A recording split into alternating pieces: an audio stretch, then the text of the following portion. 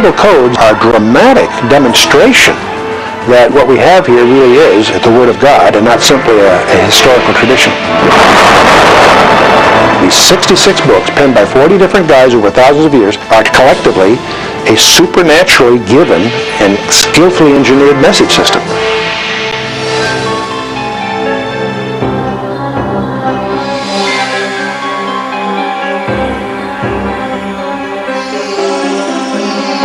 Ordinarily, we would assume that this building, the U.S. Pentagon, and anything having to do with the Bible would be far removed from one another.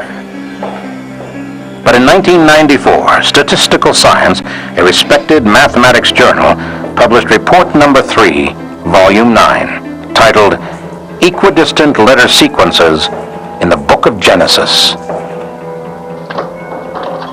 That report found its way to this door. Harold? This was the office of Harold Gans, senior cryptographer for the National Security Agency, but now he was absorbed in something else. You still working on that Bible thing? Your little 386 at home has been crunching numbers for almost 2 weeks now. 19 days, actually. 14 hours and 21 minutes. Gans knew that equidistant letter sequence was a code form widely used by various governments and their agents. The idea that they would occur in the book of Genesis was hard for him to believe. I don't know why you're wasting your time.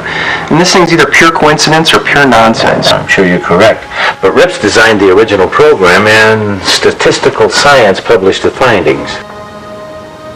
Eliyahu Rips? Mm-hmm. He's a world-class mathematician. What's he doing messing with this religious stuff? Makes you wonder, doesn't it? He found it so difficult to believe that he wrote his own computer program based on his intimate knowledge of encryption techniques with the intent of disproving the results published by Statistical Science. So here we are, the agency that cracked the Enigma code, the Japanese Purple code. We've got parallel link Cray supercomputers coming out our ears.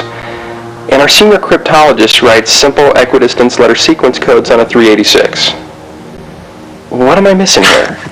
Probably the significance of what this means if it's true. Oh, yeah, all the secrets of the world are encoded in the Torah, and only God could have put them there.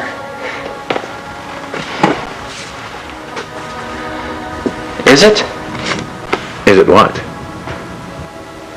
Is it true? Hang around a few minutes and I might be able to give you an answer. What was the significance of these Bible codes?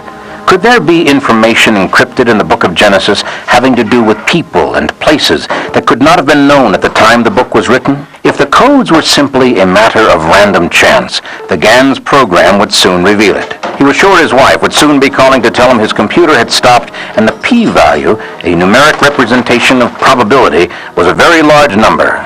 And that would be the end of it.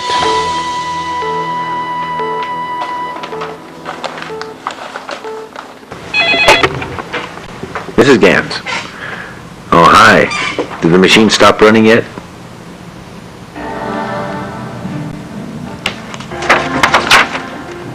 What was that number again?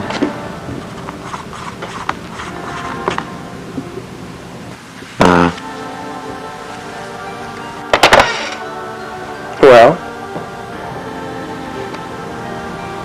As a matter of fact, it is true. I don't think I've ever seen a p-value this small before. The probability that these codes could appear by accident it's virtually non-existent. What Gans discovered that day was that everything was there, just as the study said it was, firmly fixed in the code. He also knew the controversy was just beginning. I believe the Bible code issue is nonsense from beginning to end. The overwhelming majority of scientists who have studied the phenomenon have come to the conclusion that there's no basis for it whatever. We've come a long way since 1450 and Gutenberg's first movable type printing press. Today, this small disc contains the entire Bible. Any passage can be accessed at the push of a button. In just a matter of minutes, everything in the Bible relating to a particular subject can be accessed, collated, and printed out. But you know, for all of our sophistication and technological skill, we haven't been able to improve on the words. What they say and what they represent remains exactly the same. There is something that has recently captivated biblical scholars and scientists alike, however. It is the notion that there might be something more here than just the words that are on the surface. There is evidence that embedded within the Hebrew letters of what the Jews refer to as the Torah, that is Genesis, Exodus, Leviticus, Numbers, and Deuteronomy, or the first 5 books of the Bible, there is a code that tells of events far into the future. A code that, according to some, could only have been put there by the original author, God himself. Some researchers have even suggested that Yeshua, the Hebrew name for Jesus Christ, has been found to be part of these codes throughout the Old Testament. As you might suspect, this idea has generated a great deal of controversy. But then, the Bible's been a source of debate ever since Moses brought down the 10 Commandments from Mount Sinai. There have always been those who love it and those who hate it. All the good from the Savior of the world is communicated through this book.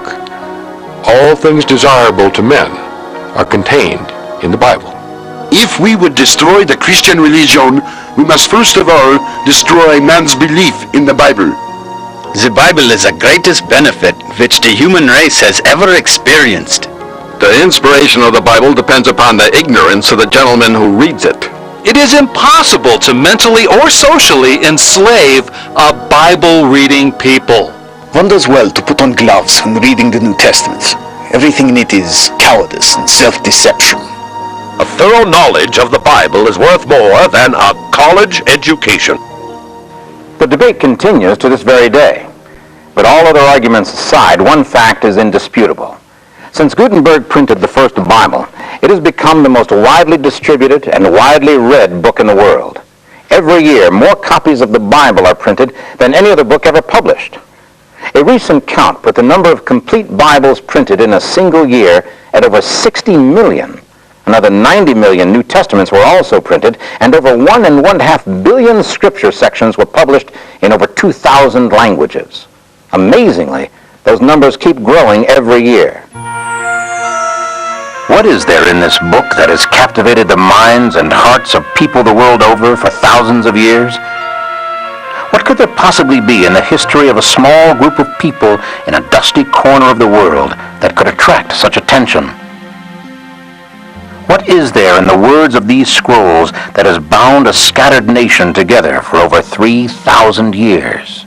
The Old Testament, specifically the Torah, or the first 5 books of the Bible, is, according to its adherents, a history of God's dealings with mankind, and specifically the children of Israel. Yet it is filled with fantastic stories that many scholars insist cannot be true. Was there a series of devastating plagues that overcame the great Egyptian Pharaoh?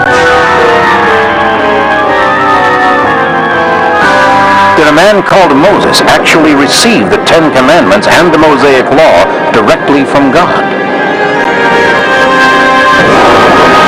Could this same Moses have miraculously opened a pathway through the Red Sea? The critics are relentless. Some even say the Exodus from Egypt never took place and Moses never existed. The words of the Torah, they insist, were penned by ancient Jewish leaders as a mechanism to control their people, nothing more. In a moment, we'll look at these issues through a modern lens and see if recent discoveries in modern technology can provide some answers to these age-old questions. But assuming for the moment that Moses did exist, what are we to make of these new scientific studies that suggest there is more, much more? Today the question being asked in ever-widening circles is simply, is there information about modern people, places, and events embedded in the ancient biblical text? Is there, in fact, a Bible code? Does this code contain information about Hitler and the Holocaust? About the reestablishment of Israel, the 6 Days War? Did it actually anticipate the assassination of Yitzhak Rabin? And And can it tell us what happiness or horror the future holds? I was in Israel to meet with the chief of Israeli intelligence on a totally different subject 6 years ago, and I heard by chance about the work that a very famous mathematician in Jerusalem had done. He had found the exact day that the Gulf War would begin in a code in the Bible. And I thought this was just nonsense. I thought it was absurd. I said, I'm not religious, and began to walk away. Then I checked out this mathematician. Eliyahu Rips is no ordinary person. He's the world's leading expert in group theory, the field of math that underlies quantum physics. He's considered one of the greatest mathematicians in the world. So I went to see him. But in my mind, I was certain that, in an hour tops, I would find out why he was wrong. Because this could not be true. There could not be a code in the Bible. No one can know the future. Instead of spending an hour with Dr. Rips, I spent a week with him.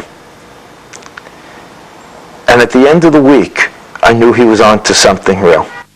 Israeli officials will neither confirm nor deny that information regarding the first Scud attack was derived from researchers involved with the Bible code.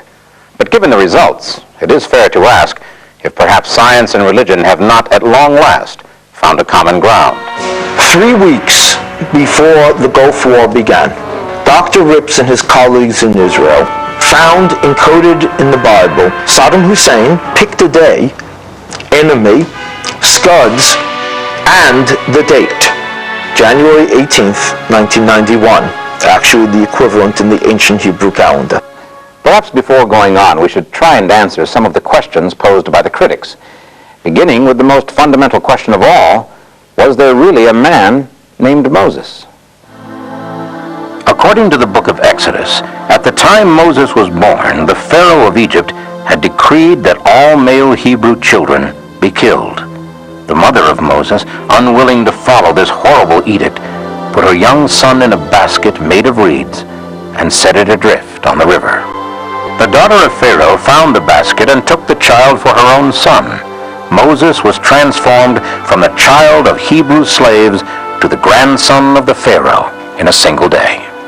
But Moses' life in the court of the Pharaoh came to an abrupt end when he saw an Egyptian taskmaster beating a Hebrew slave, and in a rage, Moses attacked the Egyptian and killed him.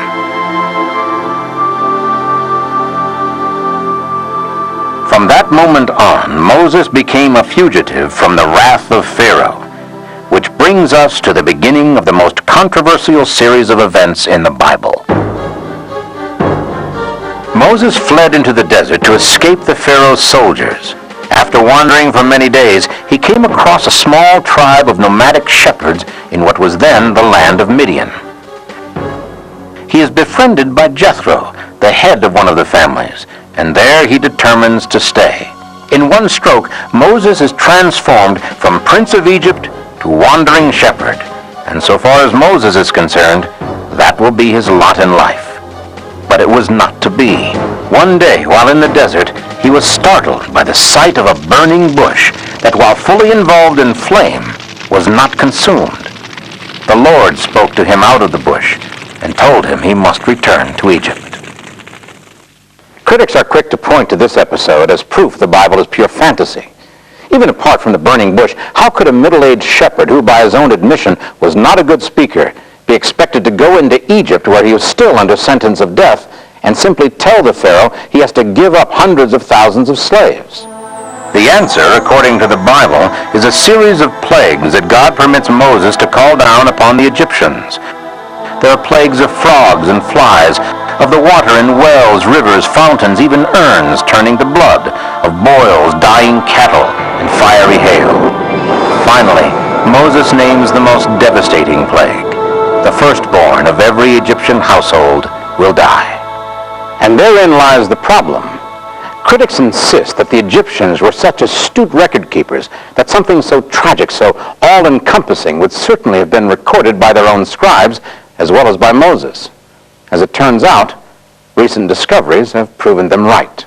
And there's an ancient Egyptian papyrus document called the Ipuwer Papyrus, and it recounts in eyewitness fashion the plague of blood, the plague of cattle disease, the plague of strange fire phenomena, the plague on the firstborn, the strange darkness, all the events that we previously thought we only knew about from the Bible. We can read about it in Egyptian records.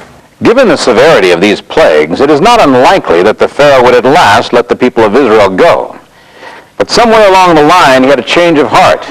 And here the biblical record stands alone in its depiction of what many still regard as an unbelievable miracle.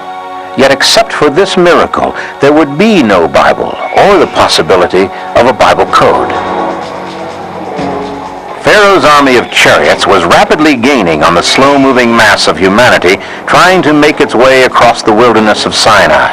Suddenly, they found themselves facing the Red Sea with the Pharaoh's army closing in from behind. Moses, according to the Bible, raised his arms, and the Lord caused the sea to go back by a strong east wind that provided the children of Israel with an escape route. We can only imagine what a great act of faith it was for the children of Israel to follow the bidding of Moses and rush out into what just moments before had been an impassable sea. The way was open before them, but it was only a narrow strip of land with a wall of water on both sides.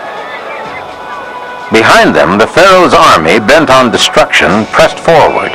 Terrified, but facing certain death, they rushed out onto the narrow bridge of land. It is not hard to imagine the Pharaoh's army coming to a standstill, staring in disbelief at the fleeing Israelites and giving them precious time to complete the crossing.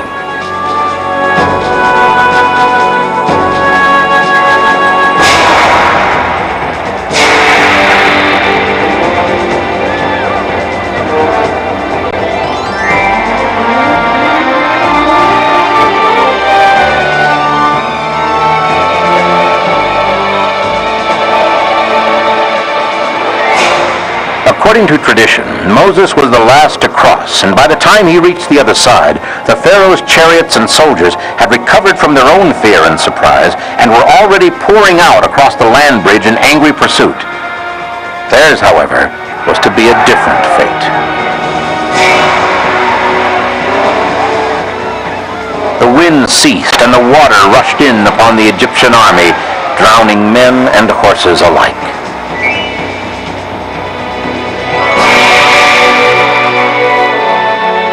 But could such a thing really have happened?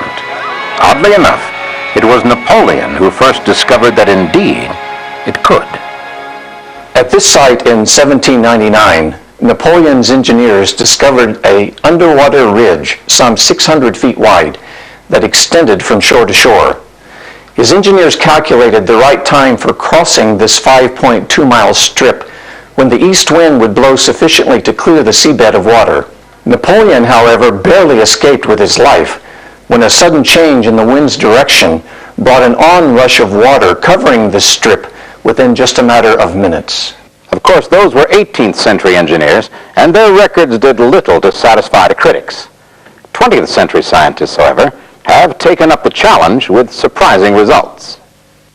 Dr. Doran Knopf, professor of oceanography at the University of Florida, has developed an experiment to test the viability of the biblical account of Moses and the children of Israel crossing the Red Sea.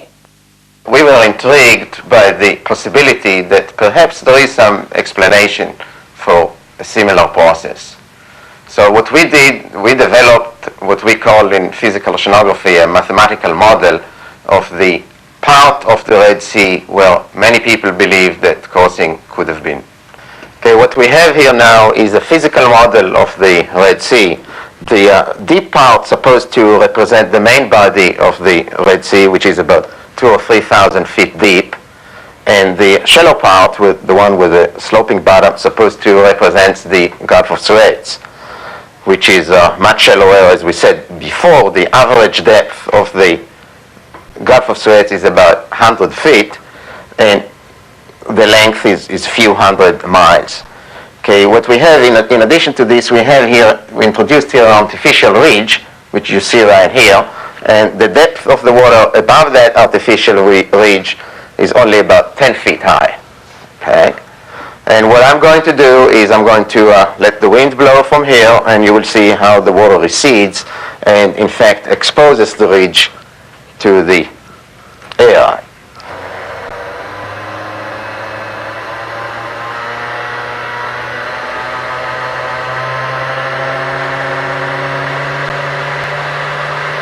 Okay, so what you can see now is that most of the water, in fact, to the left of the ridge is blown away. There is still some water there, and you see that there is an exposed area right there.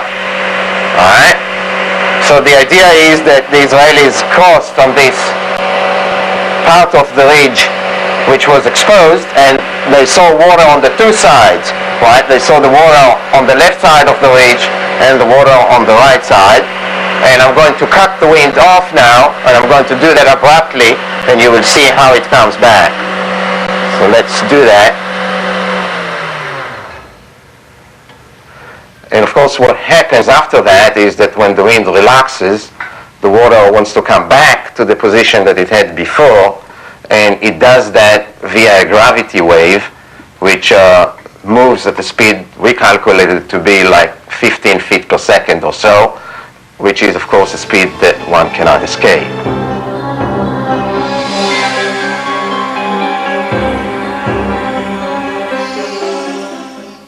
Dr. Knopf's experiment demonstrates that the strong east wind could indeed have opened a passage through the Red Sea sufficient for the children of Israel to cross, and as Napoleon demonstrated, once the wind stopped, there could be no escape for the Pharaoh's army.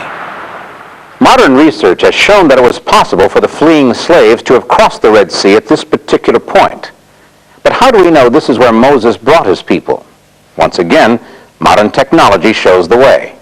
Literally. Infrared satellite imaging has tracked a large migration of people, their campsites, and their direction across the Sinai Peninsula with an astonishing correlation to the biblical account in Exodus. With satellite infrared photography, there have been major archaeological discoveries found throughout the world. There's a trail that comes down the west branch of the Red Sea. The left-hand branch of it comes down to the tip of the Sinai Peninsula, stops there. It appears to come out the other side and then wanders north to the highest mountain in the area, Jabal al-Lawz.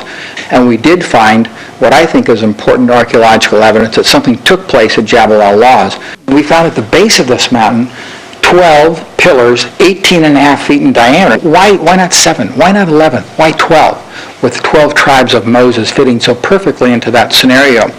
Additionally, on the flat in front of this mountain, we found a large pile of rocks about 24 feet tall. There's a petroglyph of an Egyptian, not an Arabic drawing, but an Egyptian drawing of the golden calf. And additionally, at the base of the mountain, we found kind of a wing-shaped formation, foundation pointing towards the mountain, and there we found marble, round marble stones. This is some of the stone of it. This rock is not indigenous to that area of Saudi Arabia, let alone to Saudi Arabia. Somebody brought this in a tremendous distance. Something really did take place at this mountain, and it may well have been the Exodus. All these findings seem to confirm the discovery of the real Mount Sinai according to information provided in the Bible. Could this then be the actual route of the Exodus? Are we now within sight of the biblical Mount Sinai and the miraculous meeting that produced the Torah? Modern technology, it seems, can confirm that there was a man called Moses, that there was a massive exodus of people out of Egypt, and that these people did cross the Red Sea and go into the ancient land of Midian, now Saudi Arabia. But was Moses responsible for this book, the Torah, or what we commonly refer to today as the first 5 books of the Bible? And can modern technology confirm what may be the most fantastic biblical discovery of all time, the existence of the Bible code? To find the answer to that question, we must first try and determine how the Torah was actually written. This is important because if the code exists, the plain text would have to be the same today as it was when Moses brought it down from the mountain. After nearly 4,000 years of copying and translation, is that even remotely possible? Dr. Eliyahu Rips decided to find an answer to that question, and in 1982 began an intensive study designed to prove or disprove once and for all the ancient Jewish tradition that holds there are hidden messages encrypted in the Torah. It was 12 years before the completed study was published and came to the attention of Harold Gans. Since that study, the mystery of the Bible codes has sparked worldwide interest in the ancient text and sparked intense debate among scientists and biblical scholars alike. But is the idea of some sort of code in the Bible really new? What, if anything, does the Bible itself have to say about hidden or sealed information within its pages? Haven't there been others over the centuries who have tried to uncover hidden secrets in the pages of the Bible? What, if anything, did they discover? In the next few minutes, we'll try to provide answers to those questions and to what is perhaps the most intriguing question of all. After centuries of being on opposite sides, will science and religion finally come together in a single expression of truth? There are those who suggest they already have. When you stop to think about it, the Bible is truly an amazing book. It took 1,500 years to complete, 40 different writers contributed to its content in 3 languages, and as we know it today, it contains 66 books in 2 testaments, the Old and the New. The question that comes immediately to mind is, how could something so long in the making, so complex, and with so many different authors, possibly contain a code of any kind? There's an ancient tradition among Jews concerning the Torah. This tradition claims that unlike all other books of Scripture, the Torah alone was not merely inspired, it was dictated directly by God to Moses in a precise letter-by-letter sequence without punctuation or spaces between words. Jews and Christians alike have long considered the words of the Bible to be divinely inspired. But this tradition suggests something different, something far more astounding. It suggests that God literally wrote the Torah. And if that's true, then we have to ask, is there any evidence that this tradition has some basis in fact? Well, we need to understand that in the ancient texts, there were no spaces between the words. Scholars call this form of writing scripta continua. In other words, it was just a stream of letters. You inferred where the spaces between the words occurred. Archaeologists have discovered 22-line inscription this way. This is a pretty well-established fact in archaeology. The spaces between the words as we're used to it apparently were introduced during the days of Ezra, much, much later, of course, than the days of Moses. The tradition, it seems, does have some archaeological support. That means that in the 40 days and 40 nights Moses was on Mount Sinai, he was busy writing down, in precise sequence, the entire 304,805 letters of the Torah. The question that jumps out at us is why? What could be the reason for requiring such a strict and difficult construction? It is also part of the tradition that within the precise sequence of letters, there is encrypted information of a sort that only a divine hand could have placed there. However quaint and absurd that might seem, the tradition has a long and highly respected history. Nachmanides, one of the great Jewish sages, teaching in the 12th century, told his students that all of Israel's history could be found in Deuteronomy 32, commonly known as the Song of Moses.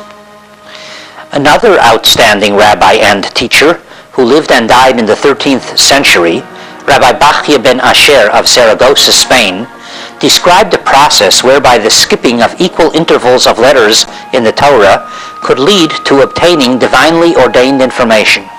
And in the 18th century, one of the greatest of the post-biblical sages, Elijah Solomon, known reverently as the Great One of Vilna, made the startling claim that all that was, is, and will be unto the end of time is included in the Torah. While these are only opinions, they are without question the opinions of some of the greatest Torah scholars of all time. Their influence on Jewish tradition cannot be overestimated. It seems pretty clear that the idea of some kind of coded information in the Bible, specifically the Torah, has been with us for centuries. Would it surprise you to learn that the concept was not only believed, but actually enlarged upon by one of history's most famous scientists? Sir Isaac Newton served as provost of Cambridge University for many years and is generally regarded as the first modern scientist. It is Newton who figured out the mechanics of the solar system and is credited with the discovery of the functions of gravity. He was also a firm believer in a biblical code. Sir Isaac Newton, who was better at it than anyone, said that the entire universe, not just the Bible, the entire universe was a cryptogram, a code set by the Almighty. And it was up to us to unravel this puzzle. And he, of course, also looked for a code that he was sure existed in the Bible that would reveal the future of mankind. Newton left many of his personal papers at Cambridge when he retired. His biographer, John Maynard Keynes, discovered the papers and was shocked to learn that most of the 1 million or more words in Newton's own handwriting had nothing to do with mathematics or astronomy, but rather esoteric theology. Newton was a firm believer in a Bible code. He was so certain there was a hidden code in the Bible that he spent over half his life trying to decipher it. The secret of the Bible code, if indeed it existed at all, would remain hidden for another 300 years. Ironically, it would be the greatest tragedy in Jewish history that would set the stage for the scientific discovery of coded information in the Bible. World War I had proven that being able to break enemy codes was absolutely vital to winning a war. By the time the Second World War broke out, cryptanalysis, the art of making and breaking codes, was well on its way to becoming a science. A small group of Polish mathematicians had broken the supposedly unbreakable German Enigma code in 1934. When America entered the war, the fledgling U.S. Signal Corps, later the National Security Agency, was able to keep one step ahead of the constantly mutating code, giving Allied generals and admirals advanced knowledge of German strategy. But in order to keep up with the ever-changing code, they had been forced to devise a means of making the large numbers of calculations required. What they came up with was a huge mechanical calculator they called a computation machine. These computation machines made cryptanalysis a viable science. As it turned out, they also gave the United States a huge advantage in harnessing the energy that would change the world.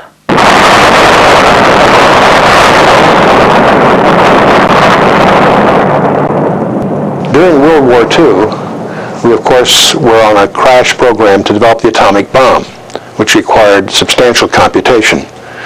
Dr. John von Neumann at Los Alamos and Dr. Alan Turing, both world-class scientists, collaborated to give us what we know today as the modern computer, both for the atomic bomb and also to unravel the Enigma codes of the Germans. The invention of the atomic bomb undoubtedly changed the course of world history, but the invention of the computer itself has probably brought about even greater changes.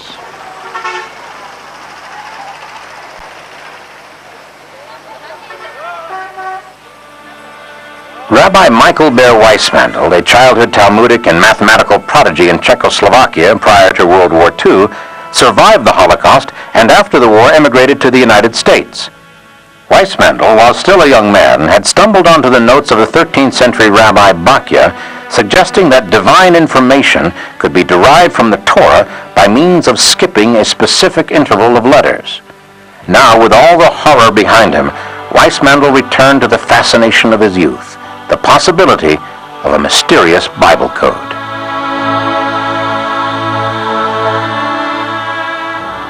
Rabbi Weissmandl, through his diligence and determination in his studies of the Torah, made some remarkable discoveries. The word Torah in Hebrew consists of 4 letters, a Tau, a Vav, a Resh, and a He, which are equivalent for us to talk about it as if it was a T, an O, an R, and an H. We should note here that the Hebrew alphabet consists of 22 letters that are essentially consonants. Vowels are generally simply inferred. The Vav operates sort of what we would consider as an O, but is not considered a vowel. In the book of Genesis, if you go to the first equivalent of a T and count 49 letters, and then take the next one, in other words, the 50th letter, is the equivalent of what we would consider a Vav. It's what we would consider an O. You count another 50 letters, it's a Resh, or like our R. You count another 50 letters, and you come to a He, or like an H. In other words, it's as if you found a T-O-R-H at 49 letter intervals. It spells the word Torah. Rather remarkable in its own right, but one of those things you could dismiss as just a happenstance. But when you get to Exodus, you discover the same thing happens. You come to a T, 49 letters plus 1, you get to the O, the R, and the H the same way. And so again, this starts to look very designed. In fact, it's rather interesting that this number 50 are the number of days from the Exodus to the giving of the Torah at Mount Sinai. In pursuing this further, you go to the book of Leviticus, the third book, and nothing like this happens. But you go to the fourth book of the Torah, the book of Numbers, the same thing happens, but only if you spell Torah backwards. Kind of weird. You go to the book of Deuteronomy, again you find the equivalent thing, but only if you spell it backwards. Now, you wonder, what does this mean? And you stand back from it all. It's as if those 4 books are pointing to the middle book, 2 forward, 2 back, to the book of Leviticus. So you examine Leviticus more carefully, and you discover not 49 letter intervals, but 7 letter intervals. You have the word Yahweh, or the name of God. And you stand back from this whole thing, and you realize the Torah is always pointing to the name of God. Rabbi Weissmandel's discovery is the first modern hint of hidden codes in the Bible, and of course has led to using computer to find others. Professor Daniel Michelson at UCLA has estimated that the probability of Weissmandel's discovery happening by accident is less than 1 in 3 million. This discovery also has great significance to the ancient menorah lampstand, still used in Jewish practices today. Like the lamps in Israel's ancient lampstand, the Hebrew word for law was encoded at 50-letter intervals in the opening paragraphs of Genesis and Exodus. The Eastern lamps point toward the servant lamp, the lamp of God, which was elevated above the others. Leviticus reveals that servant lamp design with Yahweh, the Hebrew word for Jehovah, encoded at 8-letter intervals in its opening verse. In the ancient menorah, the Western lamps were reversed to point toward the servant lamp. Following that design, the word Torah was found to be encoded backwards in the introductory paragraphs of Numbers and Deuteronomy. Just as the lamps on either side of Israel's ancient menorah were ignited from the flame of the elevated lamp of God, these 4 encoded Torahs point to the glory of Yahweh, or Jehovah, in Leviticus. It was the 50-year-old discovery of Rabbi Weissmandel that finally convinced a small group of Israeli scientists that computers might be the key that would unlock the centuries-old mystery of the Bible code. It was Dr. Eliyahu Rips, one of the world's leading mathematical experts, who devised the first mathematical model to test the viability of the skip codes Weissmandel had apparently demonstrated. But he soon enlisted the help of Doran Whitsom, a graduate student in physics specializing in general relativity, and Yoav Rosenberg, a brilliant young computer scientist. Together, they hoped to prove scientifically whether or not a Bible code existed. It would be a long and tedious undertaking. Dr. Rips, in creating the Bible Code computer program, took the original Hebrew text of the first 5 books of the Bible, the words that, according to the Bible itself, God dictated to Moses on Mount Sinai 3,200 years ago. And all he did to that text was to eliminate the breaks between the words, so that instead of words on a page, it became one long strand of letters, 304,805 Hebrew characters, from the first letter in Genesis to the last letter in Deuteronomy, with no break in words. So perhaps Dr. Rips was restoring the Bible, the Torah, the first 5 books of the Bible, to its original form. In any event, he was not changing the order of the letters. He was just eliminating the breaks between the words. He then programmed a computer to look for really a very simple code that would reveal new information. Skip any equal number of letters, and the new information was revealed. Perhaps we should take a moment here and explain exactly what an equidistant letter sequence, or ELS code, is and how it's constructed. To detect an ELS code, a computer must first be programmed to write down the first letter of the encoded word, represented in our formula by N. The computer will then skip a fixed number of letters, represented here by the character D. Write that letter, skip the same number of letters, and write that letter, and so on. Let's try a simple example. Rips explained that each code is a case of adding every 4th or 12th or 50th letter to form a word. Skip X spaces and another X spaces, and the hidden message is spelled out. This appears to be nothing more than a simple description of ELS coding. But if you begin with the first letter of the paragraph, R, then skip every 3 letters and pick up the 4th letter following, the coded message is revealed. What is infinitely more difficult is the creation of a surface text that is sensible and easily understood, and yet will seamlessly accommodate specific letters at fixed intervals. That process is called encryption. There are several things that have to be understood about the entire equidistant letter sequence coding.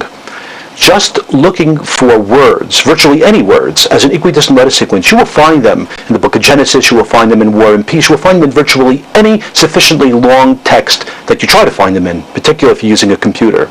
In any case, what is found is generally random. You have to apply statistical analysis to determine whether or not what you found is in fact random, or is in fact well beyond what you'd expect to find at random. The key to statistical significance is how many related terms are found in a small area of biblical text and how many characters are in each term.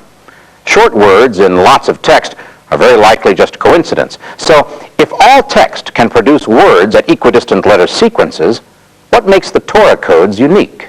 Now it's amazing. And only in the Bible do you find this.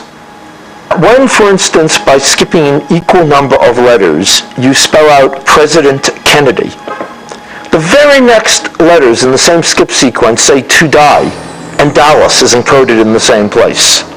When you look for Shakespeare, the very next words in the same equal distance skip sequence say will present plays on stage, and Hamlet and Macbeth are encoded in the same place. You could find Kennedy or Shakespeare in some equal distance skip in any big enough text. If not in War and Peace, look in a bigger book. Eventually you will find some equal distance skip sequence that does spell out the name of any historical figure. But only in the Bible will you find encoded consistently in the same place accurate related information. In order to test the ELS code theory, the research team created a program according to strict scientific and statistical rules. The usable text would be only the book of Genesis, some 78,000 letters. In order to make certain the results could not be tainted by subjective interpretation, they selected the names of 34 of Israel's most famous and revered sages as the target of their search. To make it more difficult, they also asked the program to search for either the target's birth date or death date. After months of work, the incredibly complex mathematical model and program was ready. Now it was up to the computer. The results of this test startled even the researchers. All 34 names were there, coded into the text, along with either their date of birth or date of death. He used statistics correctly, and he found that the information encoded in the Bible was encoded there against odds of 10 million to 1. He looked for the same information in War and Peace and 2 original Hebrew texts, and there found nothing but random letter combinations. Only in the Bible did he find consistent, coherent information against odds of 10 million to 1. Science, it seems, has the key to unlocking the secrets of the Bible codes. Still, there are those who are critical of the discovery. In Part 2 of Secrets of the Bible Code Revealed, the critics will have their say. Also, you'll find out precisely what the Bible codes have revealed about our day, and if there are codes other than ELS codes in the Bible. Don't miss Secrets of the Bible Code Revealed, Part 2.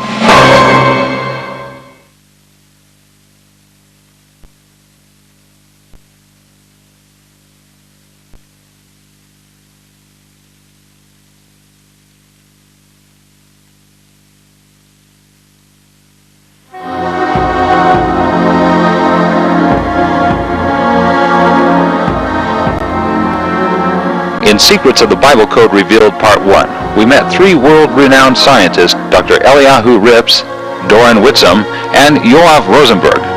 These men, working as a team over a period of 4 years, devised a scientific model for determining whether or not equidistance letter sequence codes were encrypted into the text of the Torah or the Old Testament. The results electrified the religious world and shocked the scientific community. It appeared the codes were real, but could the code researchers defend their findings before their scientific peers?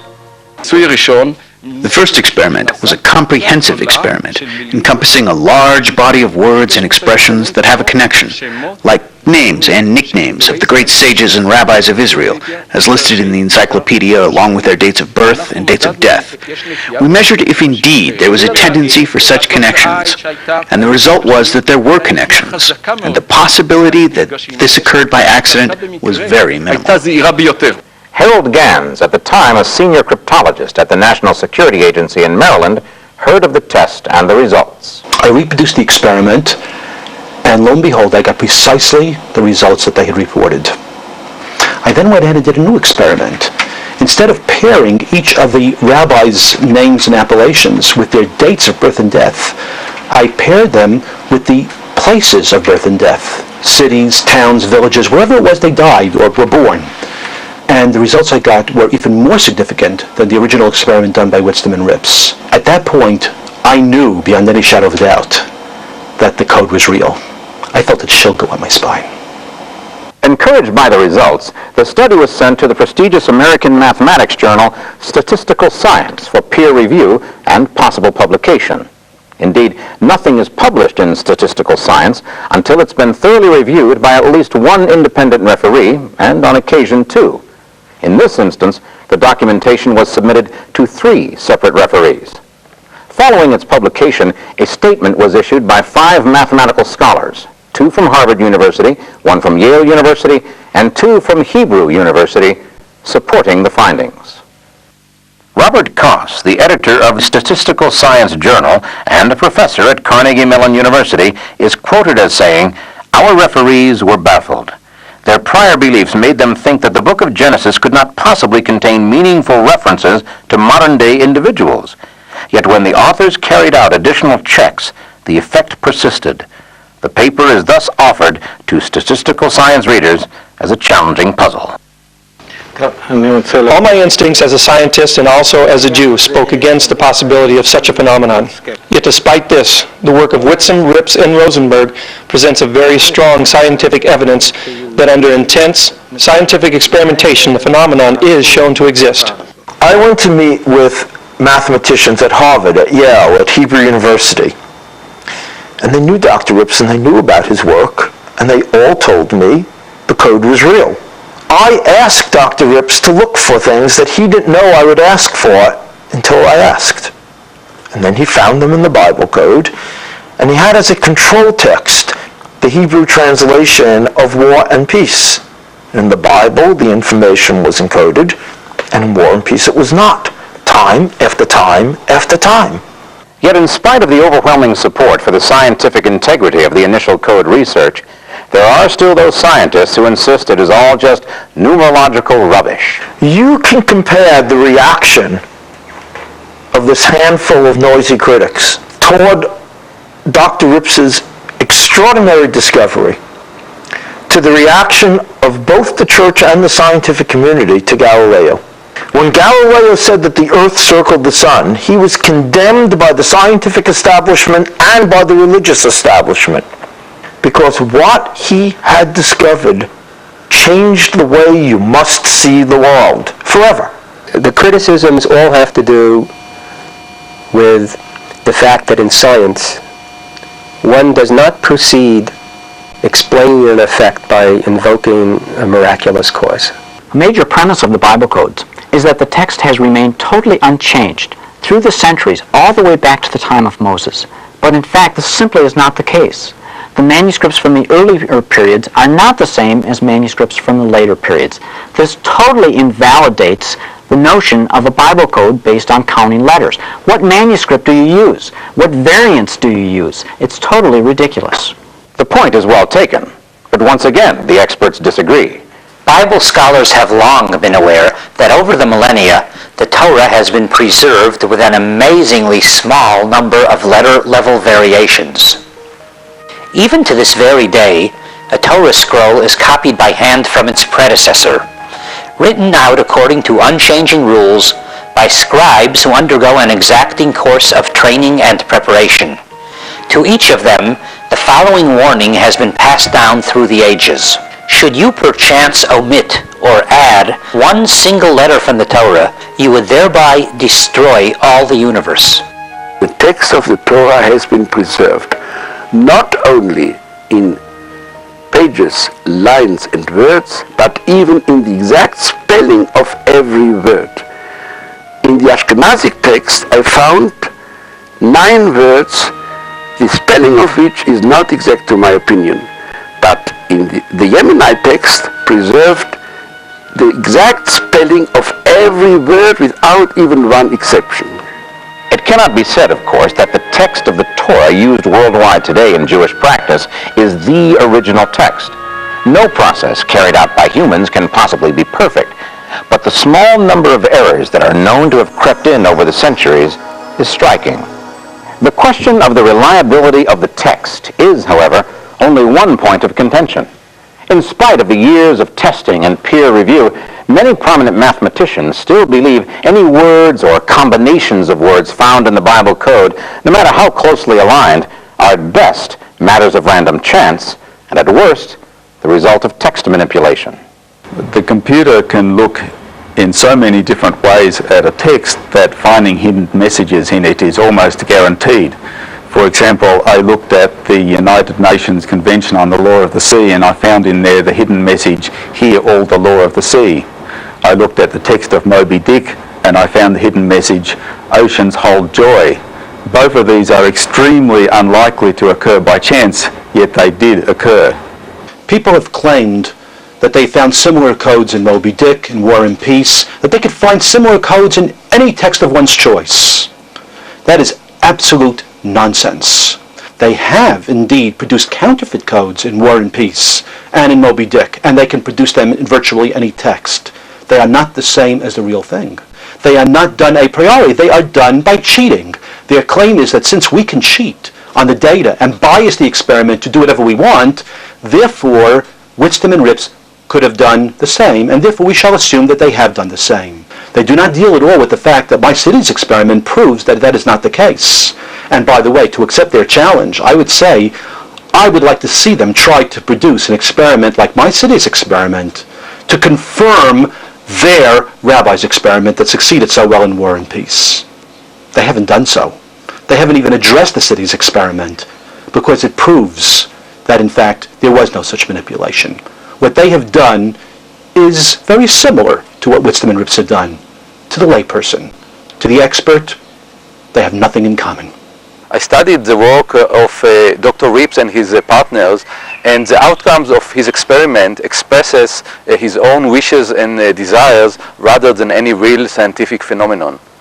The quality of a cluster of words you find is really a sign of the cleverness of the person doing the looking and not of any intrinsic character of the document you're looking at.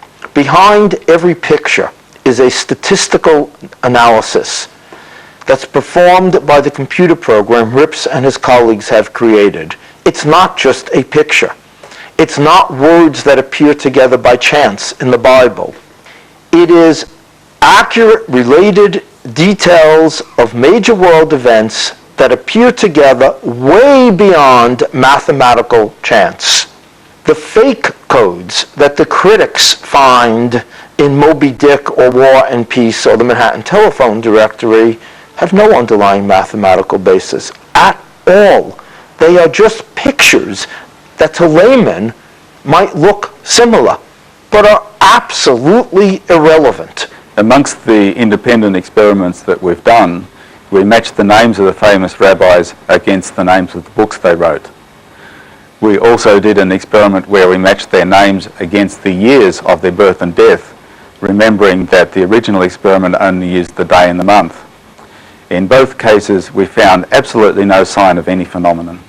There are some cases where critics have done experiments that appear to be designed to fail. They used data which is extremely questionable, data that was left out because of the fact that it was questionable, and they've done an experiment using only the questionable data. Perhaps they simply haven't thought it through thoroughly, or perhaps they specifically designed it to fail. But when one does many experiments of that sort, of an inferior quality, and then claims that he hasn't had a success, I say, why should we be surprised? The strength of the famous rabbi's experiment is that it seemed to not require an act of faith on the part of the readers, but rather to be a standard, objective, repeatable scientific experiment. Close examination of this evidence shows it to be completely subjective and arbitrary, completely reliant on faith in the honesty of the people who did it, and that disqualifies it as being scientific evidence. Professor Rips is an honest man. Everybody who meets him, who has talked with him, spent time with him, he comes across as an honest man. It's very hard to conceive that he was part of a process that rigged anything up. And so you have a case where he's basically being accused of a fraudulent, consciously fraudulent experiment. And it's a serious charge. It's the kind of thing that can ruin a professor, to be involved in something that... professors have to have a point of view for the truth. So you have an inconsistency. You have an honest man, and you have an experiment, and you have a critic. And there's an inconsistency between the experiment, the honesty of the man, and what the critics say. 45 professional mathematicians with PhDs in universities have signed a petition saying that they don't believe in the codes. There's nothing wrong with that. They can express their opinion. These are mathematicians. These are people with PhDs. These are people who have written many papers that have gone through peer review. Why haven't they submitted their view to peer review? Why is it they're signing a petition? I ask you one question. When was the last time a scientific issue was decided by petition? I also found the data to have too many degrees of freedom. It was already clear from looking at the clusters which they included that what makes this work is what I like to call wiggle room. It's the fact that one has choices, and because of the choices you'll find something. You can keep looking until some choice works. Let me show you one more experiment done by an independent researcher, Dr. Alex Rottenberg. And the beauty of this experiment is that there is absolutely no wiggle room. This code found in the book of Genesis that deals with the story of Esther allows no room for manipulation. We're taking names of people, the 10 sons of the archvillain Haman. They all died on one day, the 13th of Adar. Again, names of people and date of death. 10 people, but the spellings are given to us in the book of Esther. No changes, no manipulation possible. We use the spellings exactly as they occur and check if they're next to the date of death. Yud Gimel Ba'adar. And lo and behold, one of these dates of death, incredibly, continues with the word Purim in code, the name of the holiday that is celebrated with the book of Esther. Using this particular date, incredibly small probabilities were arrived at in terms of the proximity of the names of those 10 sons to this particular date of death. There is no room for manipulation. There's no place where we could have changed it in any way. The names are given to us in a thousands of year old document. I think that's the most impressive thing that we have. Assuming for the moment the code is real, what is its significance? What does the existence of the code mean to the average Christian or Jew? Couldn't some diligent, hard-working scribes have put the code in place over the centuries? The Torah has been in its present form, according to all authorities, for an absolute minimum of 2,000 years, when it was translated into the Greek under the reign of Ptolemy II in Alexandria, the Septuagint. We can demonstrate, using the laws of quantum mechanics, specifically the uncertainty principle and chaos theory, that it is absolutely impossible within the laws of physics and mathematics as we know it today to know the future in detail as is demonstrated in these codes. Consequently, we come to the scientific conclusion that the author of these codes is not bound by the laws of physics and mathematics as we understand it. It's obviously far beyond the ability of man to do. In fact, man didn't even discover the codes until the advent of the computer, so it was impossible for him to have put them there. The very fact that they're there is the signature of the Creator himself. That is his way of assuring us that he is precisely who he said he is in that document that is the core of the Judeo-Christian tradition. Many believe that with the discovery of the Bible codes, science has brought us closer to an understanding of the divinity of the origins of the Bible. But what does the Bible itself have to say about hidden messages? Many people are surprised to discover that there are codes in the Bible, and these equidistant letter sequences are but one of them. Some are hidden, some are revealed, some are a key part of the narrative, like the handwriting on the wall in Daniel 5. The Bible points out that it is the glory of God to conceal a matter, and the glory of kings to search them out. The computer has simply made it possible for us to discover codes that would be very difficult to find any other way. Originally, it was thought that only the Torah contained Bible codes. We now know that the entire Tanakh, commonly known as the Old Testament, has encoded information within the Hebrew text. Also, software is presently being developed to determine if there is a Bible code present in the Textus Receptus, the Greek New Testament used for the King James Bible translation. Perhaps the age-old enemies, science and religion, can get together after all. But confirming the existence of the code was just the beginning of the adventure. It is the information contained in the code that has ignited the debate and focused the attention of the world on the Bible once again. In 1994, Michael Drosnin, a writer and former journalist with the Wall Street Journal and the Washington Post, flew to Israel to meet with a close friend of then Prime Minister Yitzhak Rabin. He carried with him a letter with frightening implications. Using the Bible code myself, about 2 years into my investigation, I found encoded the name of the Prime Minister of Israel, Yitzhak Rabin. The only time his name was encoded in the Bible, and crossing his name, as plain as day, were the words, "Assassin will assassinate." I was shocked. So I flew to Israel, and I met with Yitzhak Rabin's closest friend, a very well-known Israeli writer, Chaim Guri. And I told Rabin in that letter exactly what I've just told you, that the one time his name, Yitzhak Rabin, was encoded in the Bible, the words "assassin will assassinate" ran right across his name.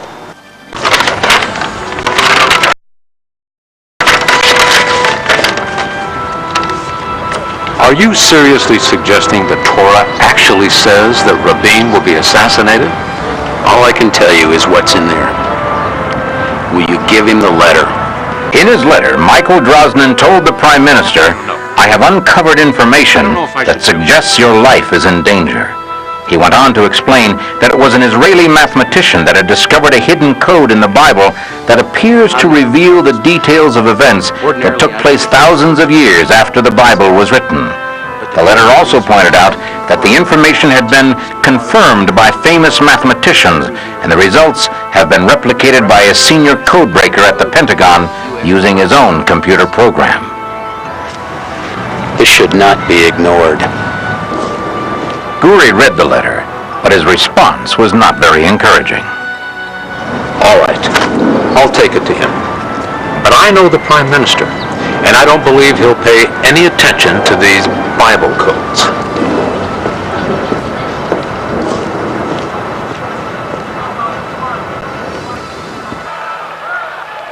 Guri's assessment proved all too accurate. The Prime Minister made no attempt to contact Drosnin and apparently ignored the warning completely. And of course, a year later, he was killed, exactly as the Bible code said he would be, indeed in the very year that the Bible code said he would be killed, all found a year in advance. I failed, because I had tried to warn the Prime Minister. I had managed to put the warning in his hands. He had ignored the warning and now he was dead. I do not control what anyone does, let alone what a prime minister does. I'm used to reporting on events that already have taken place, not telling people what might happen tomorrow. It's a very strange position for me to be in as a reporter, but I cannot ignore this. I'm doing only what I've always done as a reporter. I'm checking out the information, and once I determine it's accurate, I'm sharing it with as many people as possible. But yeah, the responsibility does feel larger. There's no question of it. In his book, The Bible Code, Michael Drosnin explains a series of events in some detail. However, Drosnin's discovery of the Rabin assassination in the Bible Code has triggered controversy on a whole new level. Can the code be used to let us see into the future? If not, what purpose does it serve? The Bible codes are there so when the future happens, it confirms Scripture as the divinely inspired Word of God. The Bible code reveals accurate details about people and events that took place who lived long after the Bible was written. We can go to events as recent as the bombing in Oklahoma, where we have the name of the building that was blown up, the Marab building, encoded, Oklahoma encoded, even the name of the man who was arrested and convicted for the crime, Timothy McVeigh, all encoded in a document that's 3,000 years old. Watergate is encoded. The one time that word appears, there's a question. Who is he? President, but he was kicked out. Economic crisis is encoded one time in the Bible, and with it is the year of the great stock market crash, the year the Great Depression began, 1929. The collision of the comet with Jupiter in July 1994, found 2 months before the collision took place, was encoded twice in the Old Testament, with the exact name of the comet, Shoemaker-Levy, which had only been discovered a year earlier. In both cases, the name of the comet actually crossed the name of the planet, Jupiter, and in one of the encodings, we had the exact day of impact. Of course, World War II and the Holocaust are very clearly encoded in extraordinary detail. We have Hitler encoded with Nazi and enemy and evil man and slaughter.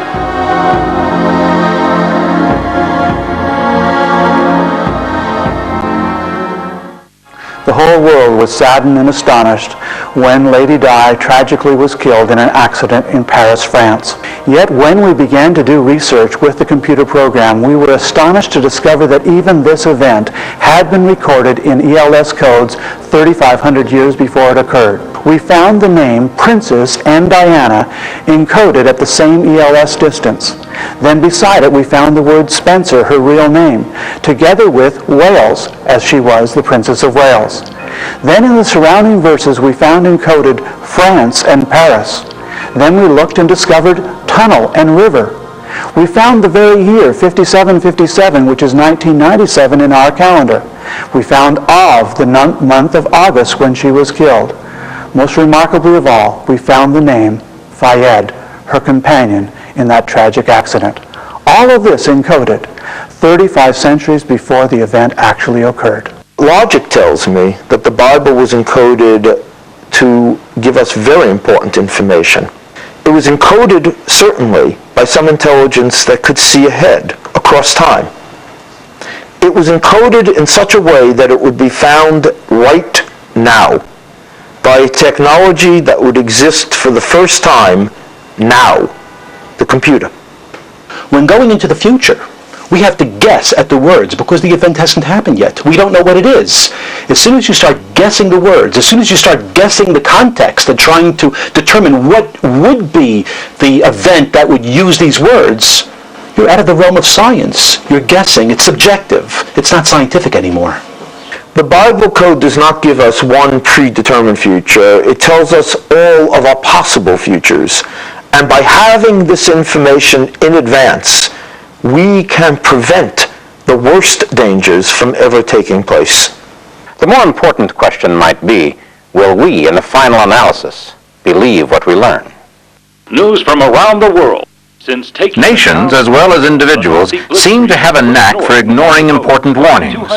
World War II gives us some excellent examples. Prior to America's entrance into World War II, the Japanese adapted the German Enigma code into an advanced variation the Allies called Purple. A brilliant cryptographer by the name of William Friedman, head of the fledgling Signal Intelligence Agency, was determined to crack it. With unbelievable dedication, Friedman almost single-handedly cracked the code in just over 20 months. His effort had been so intense that upon completing the task, he suffered a complete mental collapse. But the impossible had been accomplished.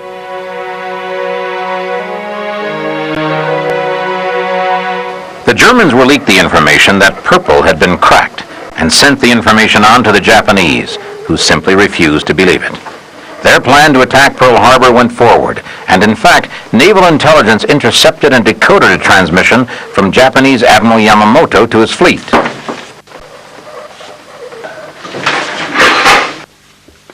The Japanese refused to believe their code could be broken, but now it was America's turn.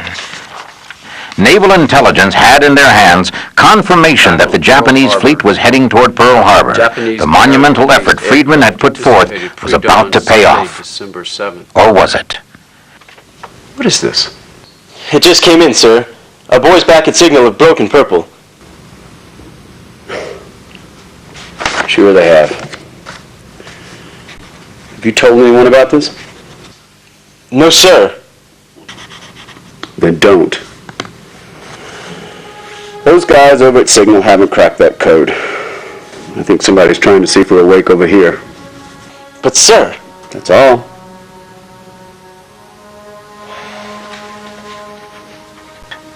The Signal Intelligence Service had intercepted and decoded a message from Admiral Yamamoto to his fleet and immediately passed the information on to naval intelligence. But the warning was dismissed. Even the American officers didn't believe that the code had been broken. Yesterday, December 7th, 1941,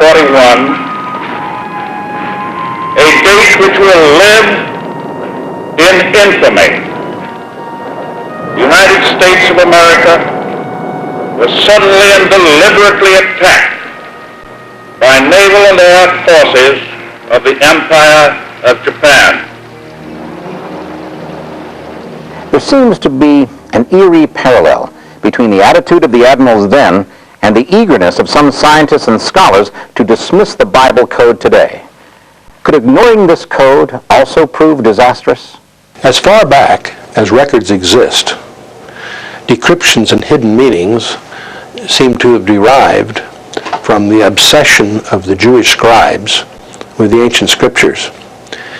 And these techniques led to the encryption techniques of the Renaissance, which led to the cipher wheels and the mechanical aids in World War II, superseded, of course, by the modern computer. It's interesting that it's now the computer that allows us to discover these secret codes that apparently were hidden there from the beginning. Was the assassination of Israeli Prime Minister Yitzhak Rabin predicted a full year before it actually happened? Does the book of Deuteronomy contain a series of encoded words that reveal the names of the major participants in today's Israeli peace process? Could we have known months in advance that the federal building in Oklahoma City would be bombed and the name of the man who would do it? Is there buried within the ancient text of the Torah information about the assassination of Robert Kennedy, predictions of man walking on the moon, and warnings of the sinking of the Titanic? Are we continuing to discover that God actually dictated warnings to Moses nearly 3,500 years ago that appear to be meant for us today? While the critics of the Bible Code continue to attack the original Bible Code discoveries, Numerous Bible code software developers have commercially advanced Bible code research way beyond the pioneer findings of the late 1980s. New ELS research is moving beyond the nominal word association pattern discoveries of the past to complex matrix discoveries. Here's the full Thomas Edison matrix revealing in an orderly model 55 important historical items about his life. In the Bible Code, we've discovered the USA Embassy terrorist bombings in the African nations of Kenya and Tanzania. For example, in the Kenya bombing, there were 19 reference terms with multiple mentions of specific facts that describe the terrorist attack, all located in a compact matrix centered in Haggai 1:14. Embassy was the central term of the matrix, with USA crossing over embassy 3 times. We found in the same type matrix, the location being Nairobi, Kenya, August 7th, 1998, the date of the bombing, in the morning at 10:45, that 247 people were killed and murdered by a truck bomb. We also found the names of the 3 alleged terrorists. The most important warning in the Bible Code is that we might face the real Armageddon, a nuclear world war, perhaps in the near future. Even as the controversy continues, we shouldn't lose sight of the fact that no matter which of the experts we choose to believe, in the final analysis, we must each decide how this new reality will impact our thoughts and actions. Science seems to have proven that the code is beyond the element of chance, and the scope of the encryption would appear to be beyond the scope of human ability, which brings us to the information in the code itself. Could it be divinely ordained, as Rabbi Bachya suggested? The discovery of the Bible codes in our generation provides powerful evidence to skeptics that the Bible truly is the inspired Word of God. They also validate almost a decade of work by my friend Yaakov Ramsel, a Messianic pastor in San Antonio, Texas, who manually has examined the Hebrew Scriptures and has found the very same phenomena in the Bible codes. Yaakov Ramsel has unwittingly added a whole new layer of controversy to discussion of the Bible code. But in all fairness, it must be said he was working on the code long before the scientists. Over 20 years ago, Ramsel began his search for the name of Yeshua, or Jesus, in the codes. He used the same skip sequence technique as Weissmandl had done many years earlier, and like Weissmandl, Ramsel didn't have a computer. What he did have was an enormous amount of dedication and a firm belief that the codes hinted at by the Jewish sages were real. In Genesis 1, in the Torah, beginning in the 5th verse, the first word, counting every 172 letters, spells the name Yeshua in Hebrew, which means Jesus. Then at the end of the Torah in Deuteronomy, starting at the very last portion, counting in reverse every 172 letters, spells HaMashiach, the Messiah.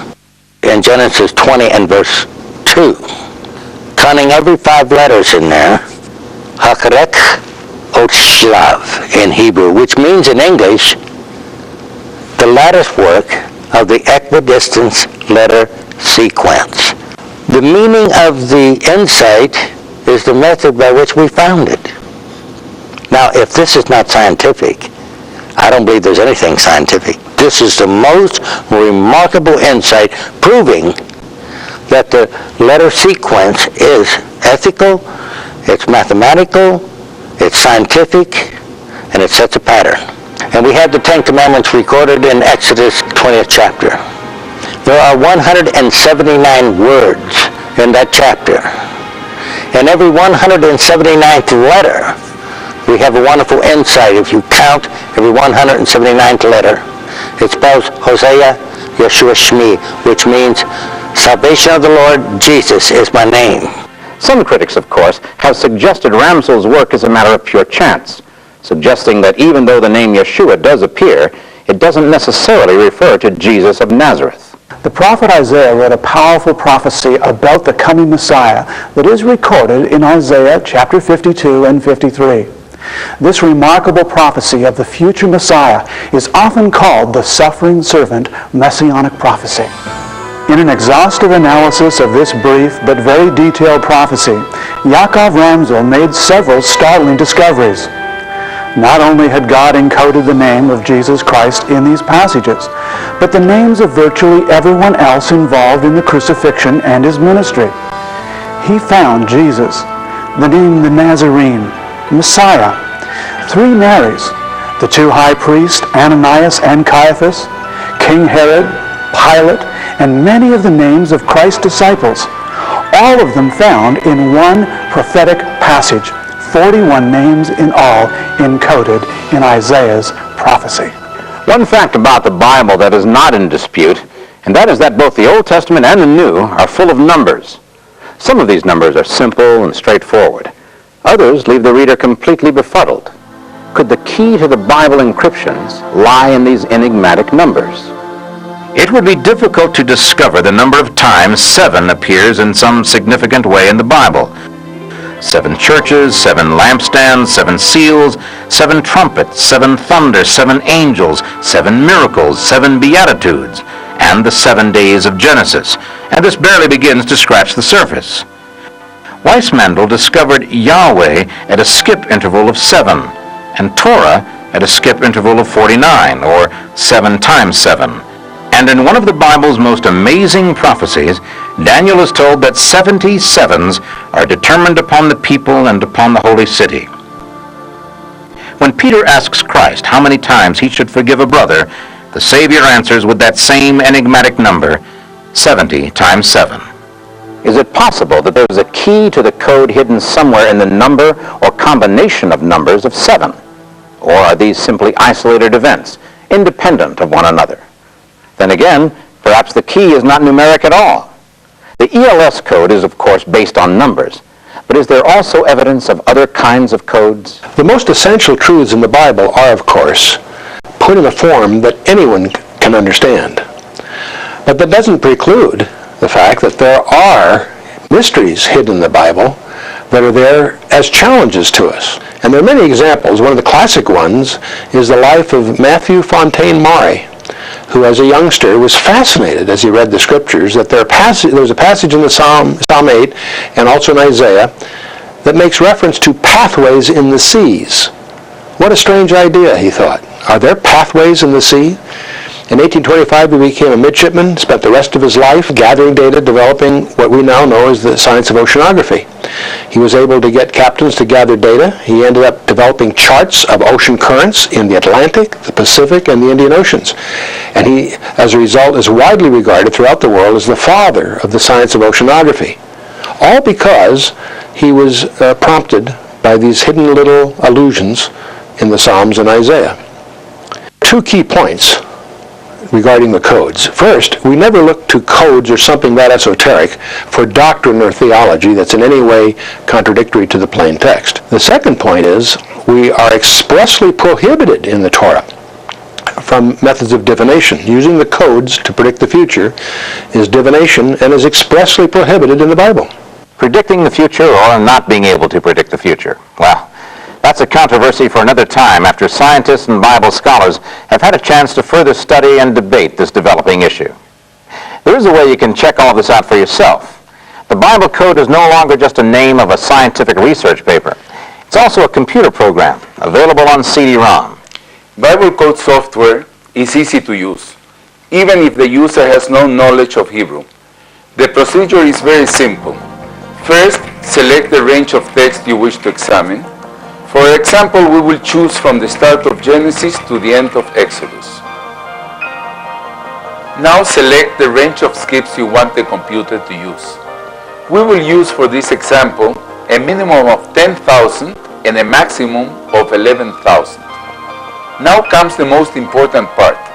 Select the word or phrase you want the computer to find in the specified text. For our example, we will use the name Jesus. Click the First Names dictionary and search for the name Jesus.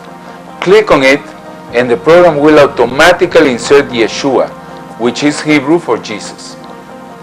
Hit the Find Command button and the computer will immediately begin searching the specified text. A progress bar tracks the search and a status box tells you how many times the computer has found the Hebrew name for Jesus. Once the name is found, the program shows it on a matrix. And then it will identify other Hebrew words, such as Nazarene, in the same matrix. Then automatically it will give the English translations. Computer Bible code software research and development is moving at light-year speed, yet it will be years before the full extent of what the Bible code has to tell us is fully known.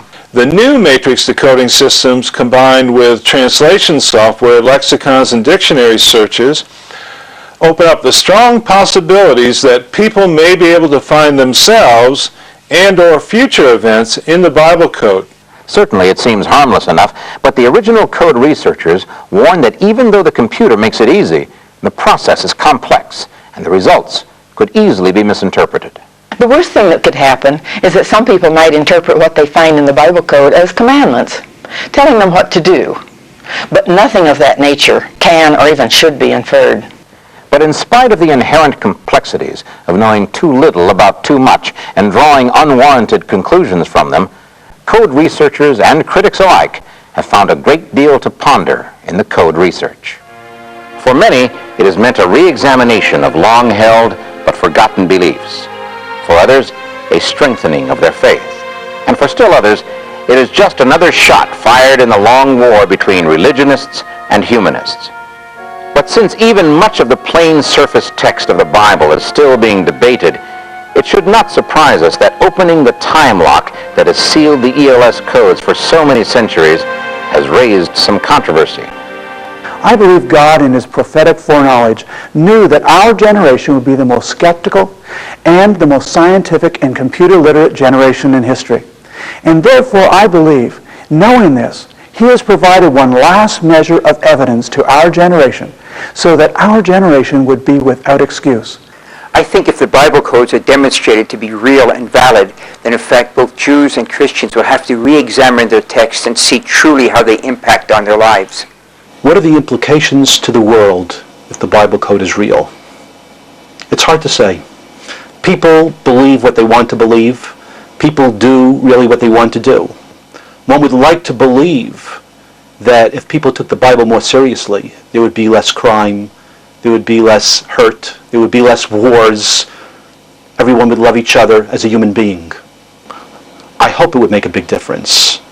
I think the fact is the world will ignore much of the information. It's ignored important lessons in the past. However, the message will be, examine how you run your life. I think the implications for Christianity of the Bible codes, to the extent they get increasingly validated and people begin to realize what they are staggering, because we're long overdue as Christians in taking the Bible seriously. The great tragedy is that most Christians have no comprehension of how reliable and how authoritative our Bible really is. And the Bible codes are exciting, if for no other reason. They cause people to realize that we have something in our hands that's more than simply a collection of colorful legends and moral principles. There's something far more profound in our hands. For both Jews and Christians alike, it gives us solid scientific evidence that the Bible, which is the Bible for both of our religions, is not the product of a human hand. I think that's very important. If the Bible codes are what they appear to be, evidence of authentication that this collection of 66 books, in fact, comes from an ultimate author, that implies that we have a destiny for which we are going to be accountable. And deep down inside, that's discomforting. The Israeli mathematician who discovered the Bible code, Dr. Rips, thinks that we have found only the first and simplest level of a code that is probably far more complex and far beyond our reach. As a mathematician, his assumption is that if we find this clearer pattern, there is almost certainly a much larger pattern. But we don't yet have the mathematical tools or perhaps the technology to see it. Ritz has devised a measure which goes into 2 dimensions, whereas the original Torah truly is only one-dimensional. It's a one-dimensional text, it's just a sequence of letters going from beginning to end. Who knows but that a 3-dimensional measure might not work even better, or 4 or 5. Who knows how many dimensions there are to the Torah in terms of this code. The discovery of the Bible codes is one of the most exciting events in history. For the first time, there is actually widely accepted scientific proof that the Bible is truly supernatural. I knew I was on to something of real importance. It was the happiest time of my life. You can't escape the fact that these things are beyond the realm of just accidental curiosities. They're there by design. What we have exposed is that there is a hidden text in the Torah, and what we see is that in this text, the future, present, and past are all encoded, and thus it encompasses all things. The good news is that some intelligence cared enough about us to leave us these warnings, to give us this information. That's very good news indeed. The question now is, what are we going to do with it? That's entirely up to us. In a world that has grown skeptical, even hostile toward the Word of God, the Bible Code has built a bridge between science and religion and forced a re-examination of the ancient truths held sacred by millions of people. The Code also seems to be generating a new awareness of the divinity of the Scriptures among individuals of all faiths. This fact alone could make the Bible Code discovery the most important event of the modern era. Because if we really understand that the Bible is the Word of God, we are in possession of God's own saving truth.